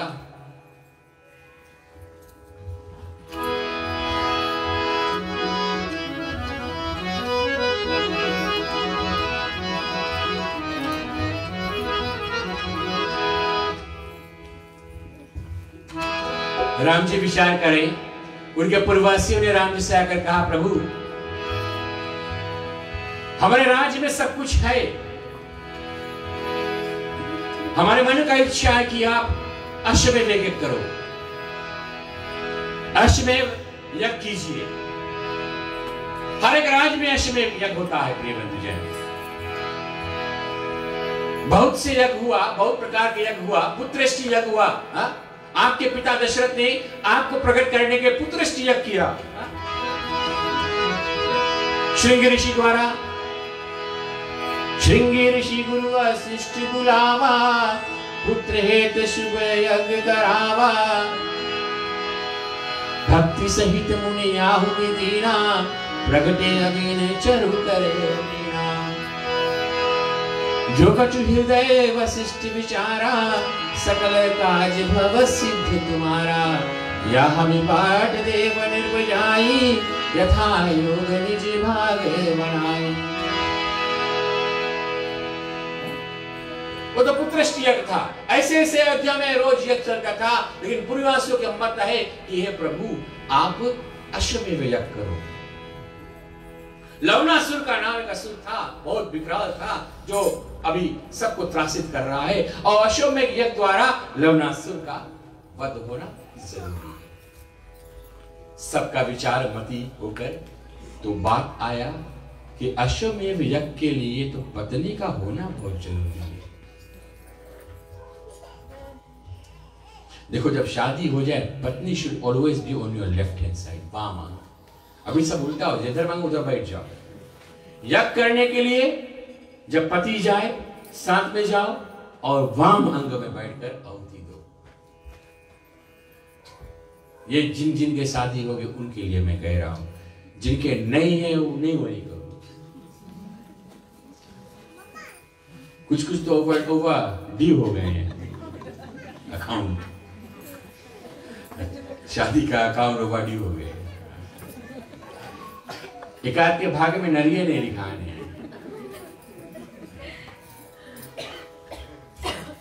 ब्रह्मा की पूजा करो, ब्रह्मा से, ब्रह्मा तो लिखने वाला है, ब्रह्मा विधाता है, वो लिखने वाला है, वो लिखता है। तो जिसके छूट गए ब्रह्मा की पूजा करो, भले ब्रह्मा के मंदिर के नहीं लेकिन पूजा करो, शायद ब्रह्मा लिख दे। अभी भी देर नहीं है। तो कहा गया कि सीता का होना जरूरी है, तो सीता तो वन में, सीता का त्याग हो गया। बिना नारी के अश्वमेध यज्ञ संपूर्ण नहीं। तो फिर गुरु द्वारा, वशिष्ठ द्वारा, तो राम जी ने सुवर्ण की सीता को मूर्ति बनाया। और अश्वमेध यज्ञ शुरुआत, अश्वमेध घोड़ा तैयार किया गया। घोड़ा में पाती लिखा गया कि जो कोई इस घोड़े को पकड़ेगा वो अपना कि तो सर्वस्व अयोध्या को प्रदान कर दे, ये तो फिर युद्ध। और राम जी जानते थे कि लवणासुर नहीं मानेगा, और शत्रुघ्न को बुलाया, शत्रुघ्न को अगवानी किया, हनुमान अंगद सबको साथ में भेजा, जाओ अश्वमेध घोड़ा का रक्षा करना। राम ने लवणासुर को मारने के लिए शत्रुघ्न को एक बाण दिया, अमोघ बाण दिया, जिस बाण को लेकर शत्रुघ्न गुरु राम जी को शीश नवाकर और चले। अंत में आगे जाते प्रिय बंधुजन, लवणासुर का वध हुआ। कितने कितने देश जाकर, राज को जाकर ये अश्वमेध घुमा, और घूमते घूमते एक दिन क्या होता है, वाल्मीकि थल सैन समेता, कानन घन गे कृपा निकेता, कानन घन गे कृपा निकेता। सिय सुंदर वीर बलवंता, भुजे बल अनिल दीनेश प्रचंडा।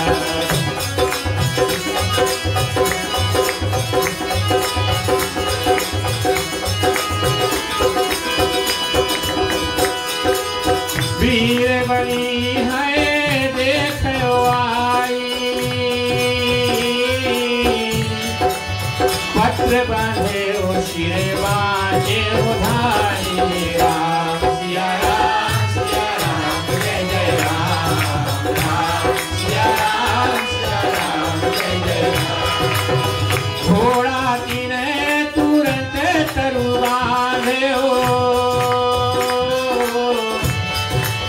नेक विचार नौर में साचे। राम सिया राम जय जय राम, राम सिया राम जय जय राम। कसी कटी तूने हाथ तनु मीरा, समय हेत बैठे बलवीरा। राम सिया राम जय जय राम, राम सिया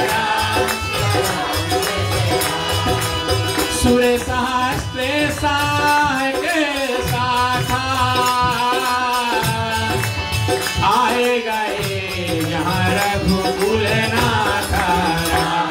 सिया राम जय जय राम।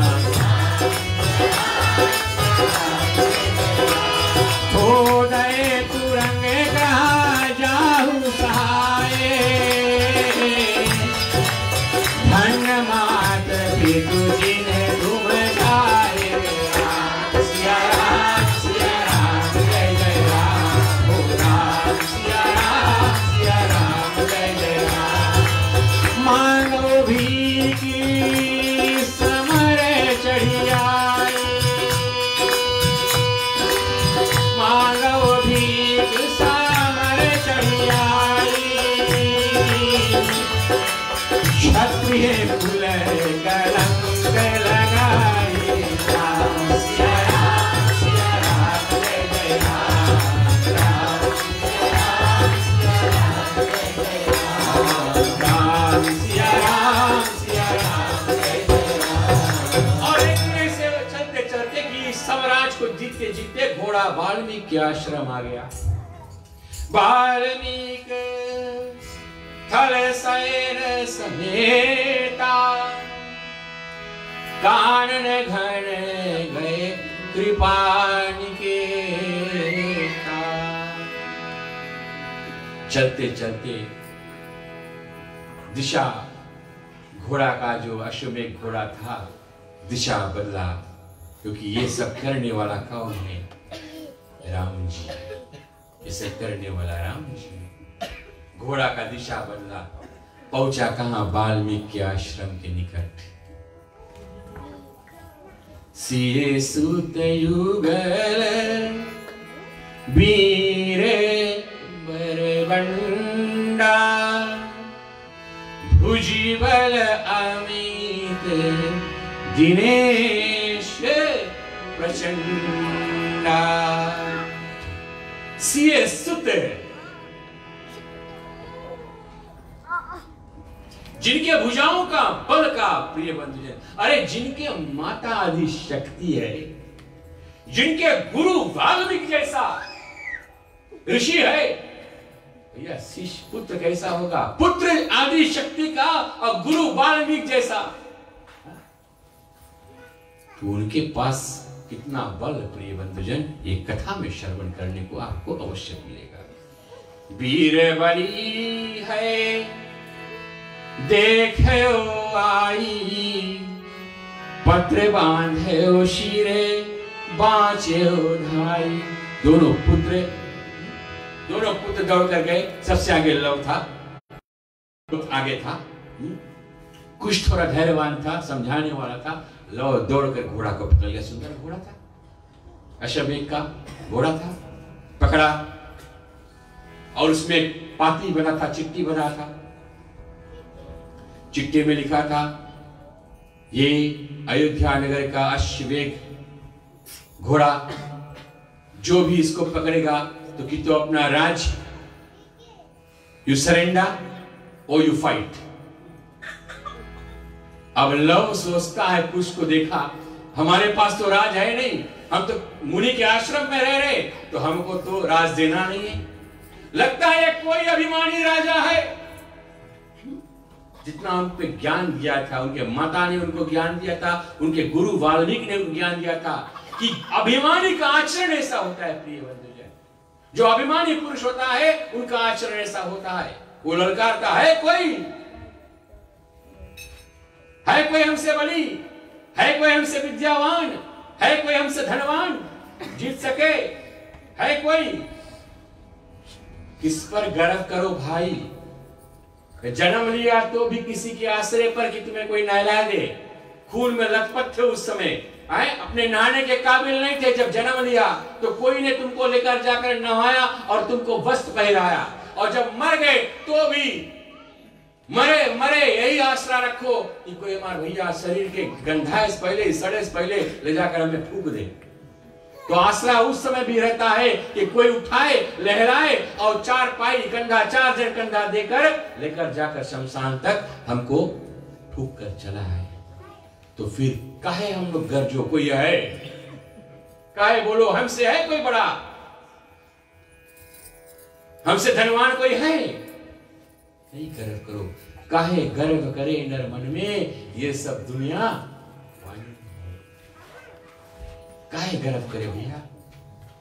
पल में राजा फकीर और फकीर राजा। लव ने सोचा ये कोई अभिमानी राजा है, और घोड़ा तिन्ह तुरंत तरु बांधे हो, नेक विचारणा उर्मे साचे। तुरंत घोड़े को पकड़ लिया और बांध दिया। और देखे उसके घोड़ा है। उधर क्या हुआ, घोड़ा के रक्षा करने के लिए तो कौन था? शत्रुघ्न जी। सेना के साथ में अंगद, वीर, हनुमान जी सब साथ में थे, और घोड़े के खोज रहे हैं। घोड़ा तो बंधा है, वाल्मीकि आश्रम के निकट बना है। सुर सहस्र सहायक साखा, आए गए जहां रघुकुल नाथा। यानी जो रक्षक गण थे 1000 संख्या में थे, ख्याल करना कमती नहीं थे, 1000 संख्या में घोड़े के रक्षक गण थे, सेना थे, और आ गए जहां पर वो घोड़ा बंधा था। और दोनों भाई जो थे लव कुश धनुष बाण, धनुष तो छोटा था, बाण भी छोटा था, लेकिन तैयार रेडी। आओ देखिए हम लोग युद्ध करने के लिए। बहुत बड़ा युद्ध था नहीं उनका। लव कुश छोटे थे, लेकिन छोटा मैया ने दिया था। मैया ने, सीता मैया, राम लक्ष्मण जैसे 2 भाई थे, उनका धनुष बाण था, लेकिन इनका आकार छोटा है, तो छोटा सा धनुष, छोटा सा बाण तैयार लेकर खड़े।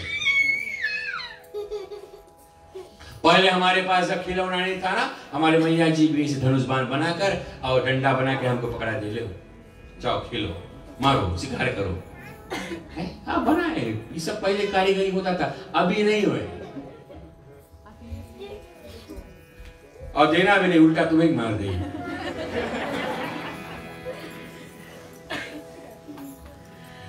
तरु पर बांधो बाज बिलोका, बिलोकी बालक जान सकल रिस रोकी। जैसे देखा, घोड़े को देखा, द्वीप बालक को देखा, शत्रुघ्न ने तुरंत ही सेना को रोक दिया। रुको, कुछ मत करना, आक्रमण मत करना। द्वीप बालक को देखा और रोक दिया।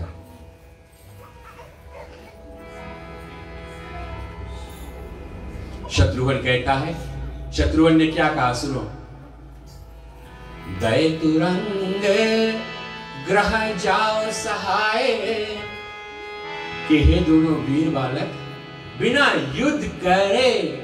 शत्रुघ्न ने कह दिया वीर बालक, सबके समर्थ नहीं है वो घोड़ा पकड़ने का और बांधने का प्रिय बंधुजन। अच्छे अच्छे राजाओं के छक्का उड़ गए थे, लेकिन शत्रुघ्न देखो पहचान लिया कि जरूर ये 2 वीर बालक है। कह दिया, क्या कहा? दये तुरंगे ग्रह जाओ सहाय, धन्य मात पितु जिन्हें तुम जाए। कि हे बालको, तुम ये जो अश्वमेध घोड़ा को पकड़ा है, इसको हमको सौंप दो, और धन्य है तुम लोग अपने घर चले जाओ। धन्य है वो मात पिता जिनने तुमको जाया है, जन्म दिया है। तो इतना बात जब शत्रुघ्न के सुने, लोकुश ने क्या जवाब दिया सुनो। मांगो भीख समर चढ़ भाई, मांगो भीख समर चढ़ भाई, क्षत्रिय कुलही कलंक लगाई। तुम्हारे घोड़ा में लिखान है कि जो ने घोड़ा पकड़ेगा उसको युद्ध करना पड़ेगा। कब है? घोड़ा चाहते हो? आओ, अपन पूरा सेना लेकर आओ और हमसे भीख मांगो। भीख मांगो तो हम घोड़ा दें। और जब तुम भीख मांगोगे तो समझ लेना कि आज के बाद तुम लोग क्षत्रिय कुल के हो ना, तुम लोग भी तो हो ना, क्षत्रिय कुल में तुम लोग कलंक लगा दिया। मांगो भीख। बिना भीख मांगे हम दोनों भाई घोड़ा देने वाले नहीं है। मांगो भीख तो हम दे देंगे। अब दोनों भाई तैनात है धनुष बाण लेकर। हाँ, आओगे, अगर हमारे शरण में चले आओगे तो हम जरूर अपना धनुष बाण धर देंगे। तुमको डर लग रहा होगा हमारे धनुष बाण से ना, हम धर देंगे। कभी शरण में आ जाओ और हम आपको भीख मांगो, घोड़ा का हम दे देंगे, कोई प्रॉब्लम नहीं है। और चले जाओ और जो पाती बना है ये निकाल दो। क्षत्रिय कुल में कलंक। कलंक का अर्थ क्या कि तुम लोग युद्ध करने योग्य नहीं हो। घोड़ा बना, पाती लिखा कि जो पकड़ेगा युद्ध करे। तुमको साइज नहीं देखना है, चाहे छोटा है चाहे बड़ा हो। हाँ, जो इसमें लिखा है वो कर्म करो। लिखा है कि जो पकड़ेगा राज नहीं दे पाए तो युद्ध करो। हमारे पास कुछ देने का है, बन के सिवा कुछ नहीं है। बन चाहो तो बन ले लो, अभी तो नहीं। घोड़ा चाहिए तो युद्ध करो, नहीं दे सकते भीख मांगो, हम भीख में तुमको देंगे। लेकिन क्यों क्षत्रिय कुल में कलंक लगा रहे हो? क्यों क्षत्रिय कुल में कलंक लगा रहे हो? इतना तो भैया कहा, ये तो जो असली क्षत्रिय का खून खोल जाएगा उसमें। जो असली क्षत्रिय होगा तब। परशुराम ने 21 बार क्षत्रियों का नाश किया पृथ्वी पे, क्षत्रियों का वंश मिटा दिया। तो अब क्षत्रिय है कहां से? क्षत्रियो कहां है? क्षत्रिय हमारा भुजा है। ये ब्रह्मा ने जो 4 वर्ण का जो बनाया, 4 वर्ग का मनुष्य में कहा दिया है? ब्राह्मण, क्षत्रिय, वैश्य और शूद्र। ये एक प्राणी के अंदर, ये हम के अंदर ये चारों वर्ग कहां है? ब्राह्मण हमारा मस्तिष्क है, क्षत्रिय हमारा भुजा है, वैष्णव हमारा उद्र है और शूद्र हमारा दोनों घुटने हैं। अर्थ के शूद्र का काम है, कुली का काम है बोझा ढोना। जिस दिन हमारा गाठी बोल देगा उससे ऊपर हमारा वजन उठा नहीं पाएगा और हमको सहारा लाठी का हो जाएगा। ये घुटने हमारे दोनों, हमारे इससे ऊपर का वजन, तो ये बन गए शूद्र। वैष्णव का काम है संसार में पालन पोषण करना। जिस दिन हमारा पेट खाना पीसने को बंद कर देगा प्रिय बंधुजन, उस दिन ये वैष्णव है ना, हमारा शरीर में फिर कोई ताकत नहीं आएगा। ये वैष्णव है। वैष्णव का काम है पालन करना। क्षत्रिय का काम है रक्षा करना। अभी आपको कोई अटैक करे तो आपका हाथ पहले आगे आएगा, रोकेगा। ये क्षत्रिय है हमारा भुजा। और ब्राह्मण हमारा मस्तिष्क है। ब्राह्मण का काम है ज्ञान देना, अज्ञानता दूर करना और ज्ञान देना। ये है बुद्धि का प्रतीक। तो ब्राह्मण, हर एक मानव में 4 वर्ग है। इस प्रकार से लव कुश ने ललकारा प्रिय बंधुजन, ललकारा शत्रुघ्न के सेना को, राम की सेना को, पूरी अयोध्या की सेना को। अगर चाहिए तो युद्ध करो और युद्ध नहीं करोगे तो भीख मांगो तो हम घोड़ा देंगे। अब देखते हैं क्या युद्ध होता है, क्या भीख मांगते हैं शत्रुघ्न, क्या होता है। ये तो कल की कथा में होगा। हरि शरणम हरि शरणम हरि शरणम श्री हरि शरणम हरि शरणम हरि शरणम हरि शरणम गुरु शरणम गुरु शरणम गुरु शरणम सद्गुरु शरणम गुरु शरणम गुरु शरणम राम शरणम राम शरणम राम शरणम सीता राम शरणम राम शरणम राम शरणम राम शरणम सीता राम शरणम कृष्ण शरणम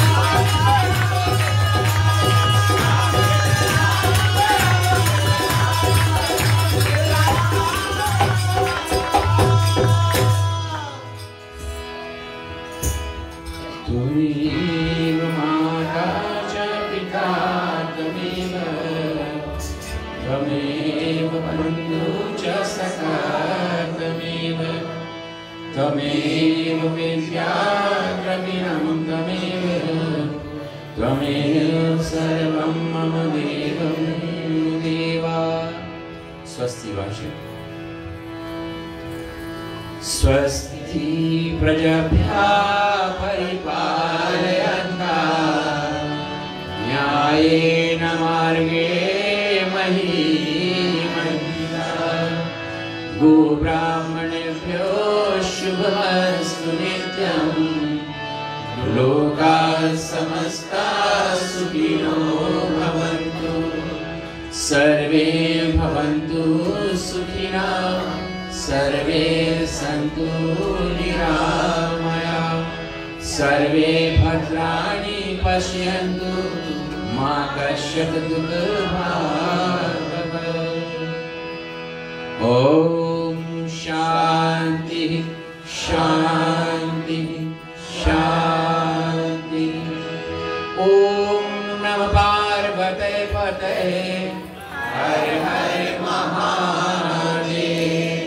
जय जय श्री राधे, जय जय श्री राधे, जय श्री राधे, जय जय श्री राधे, जय श्री राधे, जय जय श्री राधे। बहुत बहुत धन्यवाद प्रिय बंधुजन, आप लोगों ने अपना बहुमूल्य समय निकाला इस परिवार की जो 2 दिवसीय राम कथा थी परिपूर्ण हुआ। कल बस अंतिम रात्रि है। आशा रखते हैं अब तो दीपावली का पर्व आने वाला है, गत सप्ताह होगा, तो साफ सुथरे सब है। कल से हम सोमवार है भोलेनाथ जी का सार लेकर और अंतिम श्रेणी तक हम कल कथा को पहुंचेंगे। सभी के लिए महाप्रसाद आज भी है, भोजन करके और आशीर्वाद देकर द्वार हो जाए। कल भी सबके लिए यहाँ पर महाप्रसाद प्रबंध रहेगा। ठीक 7 बजे हवन के बाद कथा ठीक है शुरुआत हो जाएगा। चलिए प्रसाद को भोग लगाएं। राम कहे सुत उपजे, कृष्ण कहे दुख जाय, महिमा महाप्रसाद की पावहु भोग लगाय। श्याम रामचंद्र की जय, राधे प्रिय कृष्ण चंद्र की जय। ठीक है, जो लोग दान देकर तृप्त होना चाहते हैं, क्योंकि दान ही एक ऐसा वस्तु है जो हमारे पाप को नष्ट करता, हमारे धन को पवित्र करता है। आप दान दे सकते हो, आकर वेदी तले चढ़ा सकते हो और अंत में 2-4 भजन कीर्तन होगा और फिर समय से आप अपने घर को जाएं। आज कथा को अपने द्वार पर आयोजित करते हुए अपने पूजनीय माता परिवार के साथ में श्रीमान श्रीमती अविनेश सिंह जी रामायण माता की वेदी पर 50 दान स्वरूप अर्पण करते हैं। भगवान इस दान को कल्याण